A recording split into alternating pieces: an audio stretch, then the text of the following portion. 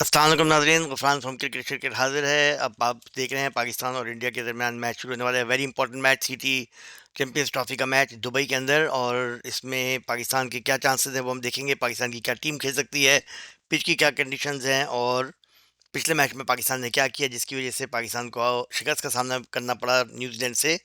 तो वो भी हम थोड़ा सा देखेंगे, लेकिन बहुत इंपॉर्टेंट चीज़ ये है कि टीम कॉम्बिनेशन क्या होगा, पिच कंडीशंस क्या हैं, और पाकिस्तान किस किस स्पिरिट से मैच के अंदर आता है, क्या उनकी मेंटल टफनेस होती है कि नहीं होती है, वो प्रेशर दे पाएंगे कि नहीं दे पाएंगे इंडिया के ख़िलाफ़, वो जो है उनके क्या इस वक्त तक रिजल्ट्स रहे हैं इस ग्राउंड के ऊपर, वो सब हम देखेंगे। सबसे पहले तो ये कि बहुत इंपॉर्टेंट मैच है पाकिस्तान के लिए, एक तरह से फाइनल है, क्योंकि पाकिस्तान अगर ये मैच हार जाता है तो फिर he will they will be out. उसमें से पाकिस्तान को कोई चांस नहीं बचेगा। बहुत ही फेवरेट कंडीशन होंगी कि इंडिया भी हार जाए तो उधर वो न्यूजीलैंड सारे मैचेस जीत जाए, लेकिन ये बहुत मुश्किल है कि पाकिस्तान का फिर कमबैक करना अगर पाकिस्तान आज हार जाता है। बहुत इंपॉर्टेंट मैच है पाकिस्तान के लिए आज का। तो आपको जैसे पता है बहुत बड़ा पाकिस्तान के लिए नुकसान हुआ, फ़खर जमान आउट हो गए अब साइम अय्यूब के बाद। तो वो एक बैट्समैन थे जो कि आपके इन फॉर्म थे, और उनसे उम्मीद हो सकती थी लास्ट चैंपियंस ट्रॉफी में उन्होंने ही मैच जितवाया था भारत के खिलाफ फाइनल में। तो इसमें उनकी जगह अब इमाम आ सकते हैं, और आप इमाम से ज़ाहिर है वो एक्सपेक्टेशंस तो नहीं कर सकते कि आपने बिल्कुल उनको मेंटली तौर पे वो फिट नहीं होंगे, इन द सेंस कि उनको पता है कि उनकी कोई जगह नहीं है टीम के अंदर, और फिर अचानक आपने कहा जी आप आ जाएँ। उनको शुरू से ही जैसे मैंने कहा था कि सिलेक्ट करना चाहिए था, बहुत ज़्यादती है इमाम के साथ। लेकिन बहरहाल अब वो टीम के अंदर हैं तो या तो उनको खिलाएँगे या कामरान गुलाम को या उस्मान खान को उसकी जगह दे देंगे वो। ये अब देखना पड़ेगा, क्योंकि उस्मान खान भी कोई इतने ख़ास रिलायबल बैट्समैन नहीं है। उनकी भी विकेट जल्दी गिर सकती है। आप समझते हैं वो बहुत ही मतलब उनका जो स्टाइल है वो इतना इंटरनेशनल लेवल का नहीं है। वो सिर्फ़ स्लॉग करना जानते हैं। He does not know the merit of the ball. तो इमाम जो है वो बेहतर चॉइस होंगे, चाहे वो स्कोर करें या ना करें, लेकिन एक बेहतर चॉइस होंगे। ओपन में बाबर आजम खेलते हैं, या बाबर आजम की जगह उस्मान खान या कामरान गुलाम को रख सकते हैं। वो अगर ऐसा करते हैं कि उनमें से बाबर को थ्री पिलाने के लिए अगर उनमें से किसी को सिलेक्ट करते हैं तो कौन जाएगा बाहर, तो तैयब ताहिर के चांसेस हैं बाहर जाने के फिर। क्योंकि अगर इमाम खेलते हैं और फिर कामरान गुलाम खेलते हैं या उस्मान खान, तो फिर बाबर नंबर 3 पे आता है, रिजवान 4 पे, 5 पे सलमान आगा, तो 6 पे कौन आएगा? राइट, तो 6 पे फिर सऊद शकील या फिर फ़हीम अशरफ कौन आएगा? तो इसका वो एक ये भी पाकिस्तान के अंदर वो है थोड़ा-सा। इसके अलावा पाकिस्तान के जो तैयब ताहिर हैं, उनकी जगह फ़हीम अशरफ को खिला सकते हैं, हो सकता है इसलिए कि पाकिस्तान को एक बॉलर मिल जाएगा, और बैटिंग तैयब ताहिर जितनी करते हैं उतनी फ़हीम अशरफ से भी उम्मीद की जा सकती है। खुशदिल शाह ने क्योंकि पिछली दफ़ा में स्कोर अच्छा कर लिया तो इसलिए उनको रखेंगे, हालाँकि वो बहुत ज़्यादा कन्विंसिंग नहीं था। वो प्रेशर में नहीं था वो, मतलब ज़ाहिर है पाकिस्तान का मैच तो ख़त्म ही हो चुका था। तो उन्होंने कुछ थोड़ा-सा अपने हैंड्स जो हैं वो थोड़े से खोल लिए।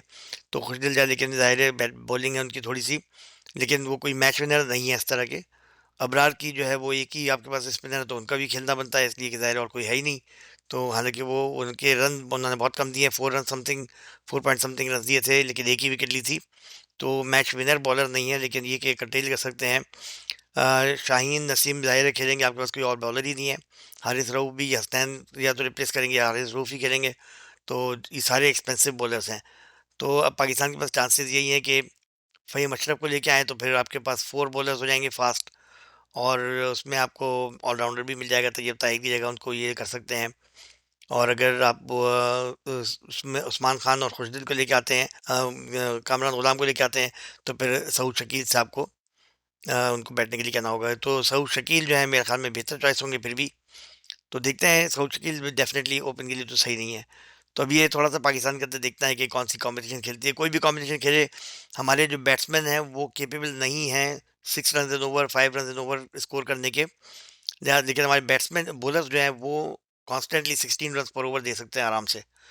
लेकिन अगर आप देखें मुआवज़ा, मैं अभी आपको दिखाता हूँ न्यूज़ीलैंड ने जो इनिंग्स खेली है, जिस तरह से उन्होंने पेस किया है, उनके बैट्समैनों ने इतना कोई फास्ट नहीं खेला था एक्सेप्ट इन लास्ट 10 ओवर्स। और पाकिस्तान की क्या स्ट्रैटेजी होनी चाहिए वो भी मैं आपको बताता हूँ। सबसे पहले तो पिच कंडीशन ये है कि ये ड्राई पिच है, और दुबई के अंदर पाकिस्तान अब तक इंडिया से एक भी मैच नहीं जीता है। ओवरऑल पाकिस्तान ने लास्ट 11 ओडीआई में से 9 हारे हैं इंडिया से, और इसमें यानी कि world cup, championship, champions trophy और एशिया कप मिला के, तो ओडीआईज़ की बात हो रही है। 9 11 में से 9 पाकिस्तान हारा है। और इंडिया को पाकिस्तान ने बीट किया है चैंपियंस ट्रॉफी में 3 out of 5 times.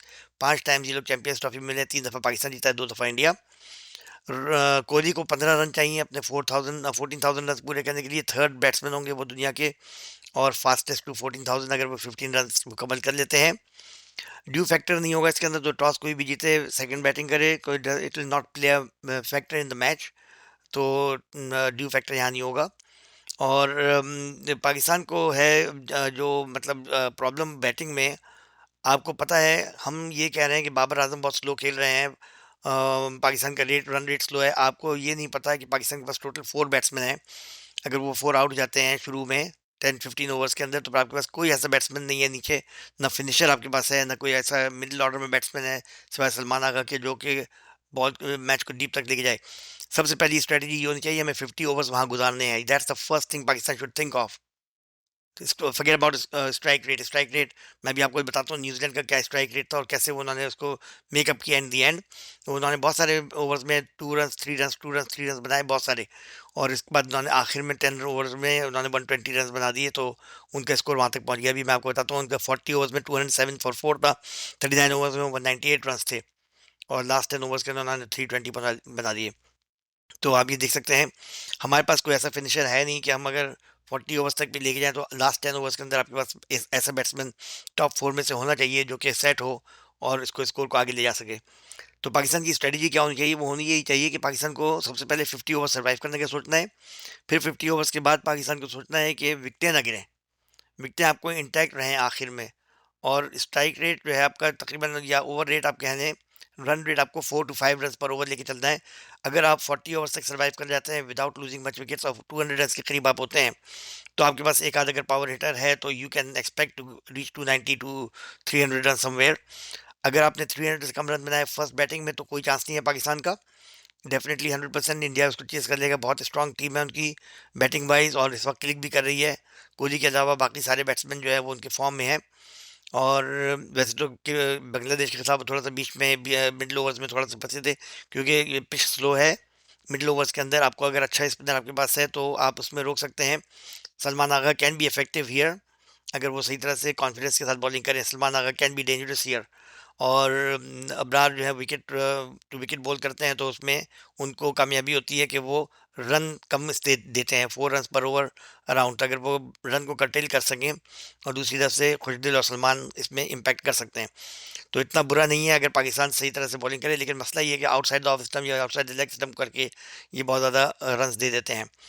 Shaheen Afridi और ये हारिस रऊफ को और नसीम शाह को बहुत विकेट टू विकेट बॉलिंग करनी पड़ेगी। अगर इंडिया ने पहले बैटिंग की और पाकिस्तान ने अगर फर्स्ट 4 ओवर्स के अंदर स्कोर में इजाफा होने दिया, जैसे कि वो इंटेंट से आ रहे हैं कि हम शुरू में मैं शुभमन गिल और रोहित शर्मा कह रहे हैं कि जब हम जो ऑन स्लॉट करते हैं शुरू में, तो वो दूसरी टीम को ख़त्म कर देता है। अगर उन्होंने ये किया तो पाकिस्तान का कोई चांस नहीं होगा कम बैक करने का। लेकिन अगर पाकिस्तान ने फर्स्ट 4 ओवर्स के अंदर विकेट ले लिए 1 या 2, तो पाकिस्तान के चांसेस बन सकते हैं। Pakistan should aim to restrict India to 260 to 280 maximum. 280 के ओवर पाकिस्तान की बस की बात नहीं है। 280 के ऊपर अगर बना तो पाकिस्तान जो है वो चीज़ नहीं कर पाएगा। इंडिया की बॉलिंग के अंदर स्पिनर है। बाबर आजम का मसला ये है कि वो स्पिनर्स नहीं खेल पाते हैं, और वो जो है वो काफ़ी टाइम स्पिनर्स पे ही आउट हुए हैं, तो उनको थोड़ी इसमें प्रैक्टिस की ज़रूरत है। तो हम बाबर से एक्सपेक्ट नहीं कर सकते कि वो इस दफ़ा भी जो कुछ रन करेंगे। तो पाकिस्तान का अगर आप ग्राफ देखें, तो बैट्समैन में कोई ऐसा बैट्समैन नहीं है, रिजवान, बाबर, इमाम और सलमान आगा के अलावा, कि जो कि आपको बैटिंग को आगे तक लेके जाए। इस मैच में मैंने ये देखा है, इसमें ओडीआई के अंदर अगर 3 बैट्समैन आपके खड़े हो जाएं और अच्छा स्कोर कर लें, तो आप अच्छा स्कोर कर सकते हैं। आपने देखा न्यूजीलैंड के अंदर भी 3 बैट्समैन हो रही जिससे स्कोर किया। विल यंग ने 107 रन, टॉम लेथन ने 118 और ग्लेन फिलिप्स ने 61। 5 विकेटें उनकी गिरी और ये 3 स्कोर कर गए। पाकिस्तान की तरफ से भी 3 बैट्समैन ने स्कोर किया था। बाबर ने 64, सलमान आगा ने 42 और खुशदिल शाह ने 69। सलमान आगा ने 42 रन 28 बॉल्स पर बनाए थे, और खुशदिल ने 69 रन बनाए थे 49 बॉल्स के ऊपर। बाबर ने ज़्यादा बॉल 52 बॉल्स डॉट खेली, 90 रन 64 बॉल्स में। तो इस तरह ये रन रेट पाकिस्तान का जो है वो काफ़ी स्लो रहा। पाकिस्तान ने जो है वो अपना 260 पे शायद ऑल आउट हो गए थे। टू इसमें 5 पॉइंट समथिंग के लिहाज से उन्होंने स्कोर किया।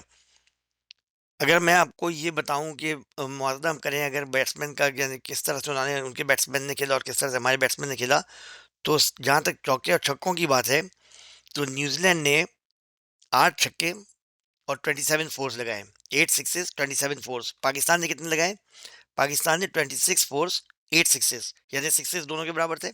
8 सिक्सेस फोर्स 27 उन्होंने, हमने 26। इसका मतलब नंबर ऑफ बाउंड्रीज सेम है, but the timing of the boundaries and ones and singles and twos. New Zealand ने बहुत दफ़ा स्कोर्स किया है, सिंगल्स डबल और एक पे फोर लगा दिए तो 7 रन बन जाते हैं। 3 आपने सिंगल्स ले लिए और एक चौका पड़ गया, एक छक्का पड़ गया, आपका अच्छा खासा स्कोर बन जाता है। अब पाकिस्तान को कोशिश ये करनी चाहिए कि हवा में बॉल ना खेलें। ये लोग हवा में बॉल करने में आउट होते हैं, कैच दे देते हैं। 2 फोर्स आर बेटर देन अ 6। पाकिस्तान को कोशिश करनी चाहिए कि ग्राउंड शॉट्स खेलें। ग्राउंड शॉट्स में चांसेस ये हैं कि वो मिसफील्ड भी होगी, ग्राउंड शॉट में चांसेस हैं कि आपको गैप भी मिलेगा, सिंगल्स निकलेंगे, डबल्स निकलेंगे, और ग्राउंड शॉट में कैच होने के चांसेस नहीं होते हैं। तो जब आपके पास कैपेबिलिटी नहीं है पावर हिटिंग की और आप बाउंड्रीज पे कैच हो रहे हैं, इनसाइड द बाउंड्रीज कैच हो रहे हैं और ऊपर हवा में मारते हैं आप, सीधा स्ट्रेट नहीं मारते, तो आपको क्या ज़रूरत है कि आप बॉल शॉट खेलें जिसके आप केपेबल नहीं है। तो आप fours, singles, doubles, triple, 3 run इसके ऊपर आप रिलाई करें, and then you can score. बहुत स्ट्रेटजी के साथ आना पड़ेगा, बहुत क्लियर थिंकिंग के साथ आना पड़ेगा। We can win the match. इस वक्त आपको बहुत स्पिरिट हाई रखनी होगी और अपने अंदर बिलीव करना होगा कि हम ये जीत सकते हैं, वरना आप नहीं जीतेंगे ये मैच। अगर आप मेंटली टफ नहीं है तो you will not win the match. New Zealand का अगर आप मैच देखें तो 39 ओवर्स में 198 थे, 40 ओवर्स में 207.4 फॉर 4 थे वो। 40 ओवर्स में 10 ओवर बाकी थे। पाकिस्तान अगर 10 ओवर के अंदर 5 या 6 रन भी ओवर देता तो 260-70 तक रोक सकता था। लेकिन क्या हुआ, 41 ओवर में न्यूजीलैंड ने 5 रन बनाए, 41 रन में, 41 ओवर में। 42nd ओवर में 3 रन सिर्फ। 43rd ओवर में 9 रन। 44th ओवर में उन्होंने 16 रन बनाए। अब यहाँ से पिटाई शुरू हुई 44 से, तो 44 से 50, 16 रन बने अबरार के ओवर में। 45 ओवर में 16 रन, ये हारिस रऊफ का ओवर। 46 में 9 रन नसीम शाह का ओवर। 47 में 18 रन शाहीन आफरीदी का ओवर। 48 में 11 रन हारिस रऊफ। 49 में 12 रन हारिस रऊफ और 50th ओवर के अंदर 14 रन हारिस रऊफ। तो अब देखिए 6.4 पे ले गए वो। 5.7 था उनका 40 ओवर्स पे रन रेट, 5.7, 5.17, और वहाँ से वो 6.4 पे ले गए इन 4-5 ओवर्स। तो ये आपके पास फिनिशर होने चाहिए, हिटर्स होने चाहिए, हमारे पास नहीं है। तो हम कैसे एक्सपेक्ट कर सकते हैं कि ऊपर वाले टॉप वाले फास्ट खेलें और आउट भी ना हो, राइट? फास्ट खेलेंगे आउट होंगे, नीचे आपके पास है ही नहीं जो, ना मिडिल ऑर्डर के अंदर ना फिनिशर्स, कि आपके पास कोई ऑलराउंडर जेन्युइन हो। क्या आप समझते हैं कि जी हम लास्ट 10 ओवर्स में, तो अब बिल्कुल बेवकूफ़ी की बात है ये कहना कि बाबर आजम स्लो खेले। हाँ, बहुत ज़्यादा स्लो खेले, उनको थोड़े से और रन करने चाहिए थे। 52 डॉट्स की जगह वो 30 डॉट्स खेल लेते तो उसमें कुछ स्कोर हो सकता था और। लेकिन ये कि बाबर आजम का रोल नहीं है स्लॉग करना या फास्ट रन रेट पे खेलना, उसका रोल ये है कि उसको इंटैक्ट रखना है विकेट को, आखिर तक deep down in the overs उसको लेके जाना है मैच को, दूसरों को अपने अराउंड खिलाना है और एक स्ट्रेटजी बना के चलना है। उसका ये नहीं है कि वो फास्ट स्ट्राइक रेट पे सेंचुरी बना दे। ये सेंचुरी भी बनाता था बेचारा जब, तो उसको सेल्फिश ही कहते थे। लेकिन ये उसका रोल नहीं है। उसका रोल ये है कि आपकी टीम को बचा के रखे और दूसरों को मौका दे के वो हिट करें। लेकिन जब आपके पास कैपेबिलिटीज़ नहीं है तो वो भी, उसकी भी विकेट गिर जाती है बाबर की पहले स्लॉगिंग के अंदर, तो वो तो आपके ये 240 जो बन गए 60 ये भी ना बनते। तो इसलिए बहुत इंपॉर्टेंट है कि पाकिस्तान जो है वो अपनी जो है वो स्ट्रेटजी के साथ जाए, क्लियर स्ट्रेटजी के साथ। They don't have anything to lose. India वैसे ही फेवरेट है, पाकिस्तान की फेवरेट का नहीं है और इसलिए प्रेशर कम है।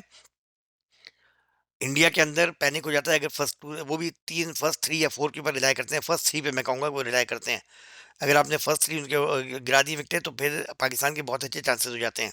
नीचे हार्दिक पांड्या एक है जो कि थोड़ा बहुत आपको टफ टाइम दे सकते हैं, लेकिन उनको भी आप टेम कर सकते हैं अगर आप उनकी straight wicket to wicket ball करना बहुत ज़रूरी है।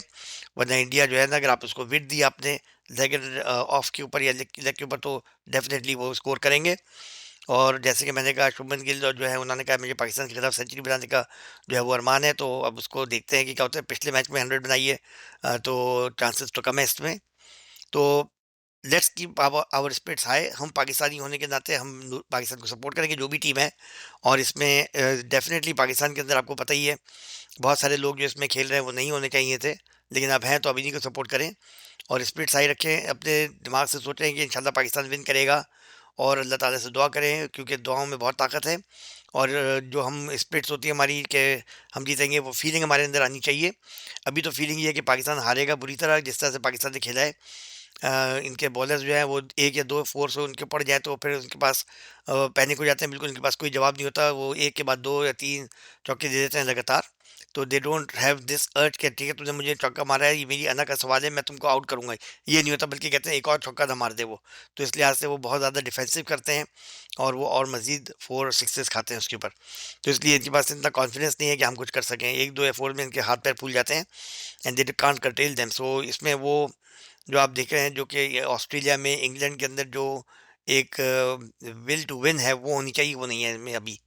तो इसलिए मैं ये कह रहा था कि पाकिस्तान को जो है वो अपना होप्स हाई रखनी चाहिए, गो ऑल आउट। अच्छा मैच खेल के आने तो कोई बात नहीं है, ये वन साइडेड मैच करके अगर आप हारेंगे तो फिर ज़ाहिर है ऑब्वियसली सबको प्रॉब्लम होती है।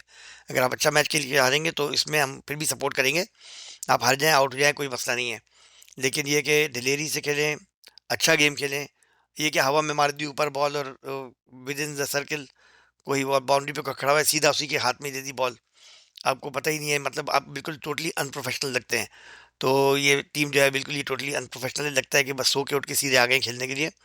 कोई इसके पीछे कोई ज़्यादा वो तैयारी नहीं नज़र आ रही। ज़ाहिर है ऑब्वियसली वो जो लड़के खेल रहे थे आपके ऑस्ट्रेलिया में, साउथ अफ्रीका में, वाइट वॉश किया चैंपियंस ट्रॉफी से पहले, आपका ये उम्मीद थी कि बहुत अच्छी टीम बन गई है, वो एकदम से आपने चेंज कर दी, सारे वो लड़के डिस्कार्ड कर दिए और वो जो डिस्कार्डेड लोग थे उनको लेके आ गए आप, पता नहीं क्या सोच थिंक टैंक कौन है।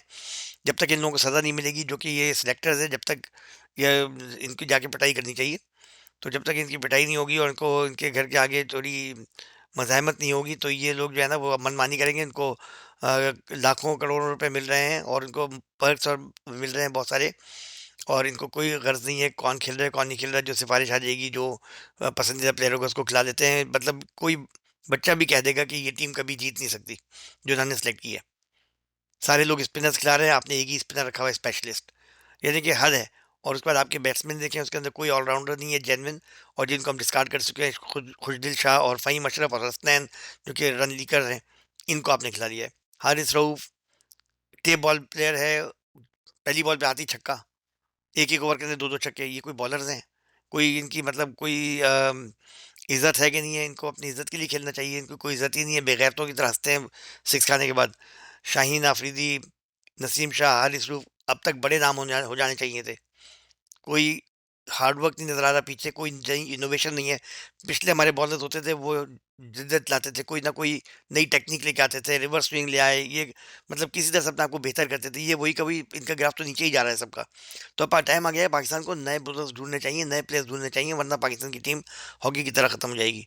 तो उम्मीद तो बहुत कम है कि इंडिया से जीतेंगे, लेकिन आपको पता ही है पाकिस्तान ने चैंपियंस ट्रॉफी में भी पहला मैच बहुत बुरी तरह हारा था इंडिया से, लेकिन फाइनल में बिल्कुल टोटली डिफरेंट टीम थी। पाकिस्तान के लिए कभी कभी नाम ही काफ़ी होता है, जब थोड़ी सी अगर इनको सेंस हो जाए कि हम जीत सकते हैं तो फिर दे वेरी डेंजरस टीम। तो अगर पाकिस्तान ने शुरू में सेंस कर लिया, अगर विकेट जल्दी गिर जाती हैं या अगर ओपनिंग अच्छी हो जाती है, पाकिस्तान ने सेंस कर लिया, तो फिर there is no looking back. I am sure हम अपने अंदर फीलिंग ये लेके आ रहे हैं, पाकिस्तान विल डू समथिंग। ये वन साइडेड मैच ना हो कि इंडिया ने स्कोर कर दिया उठा के 320 और आप 128 180 पे आउट हो गए, तो उसमें मज़ा नहीं आएगा। या पाकिस्तान ने जो है वो पहले बैटिंग करके 180 200 पे आउट हो गया, फिर उन्होंने एक विकेट दो विकेट के नुकसान पे बना लिया, तो ये हम नहीं चाहते। उसमें फिर मज़ा भी नहीं आएगा और सब इंटरेस्ट लूज़ हो जाएगा सारा।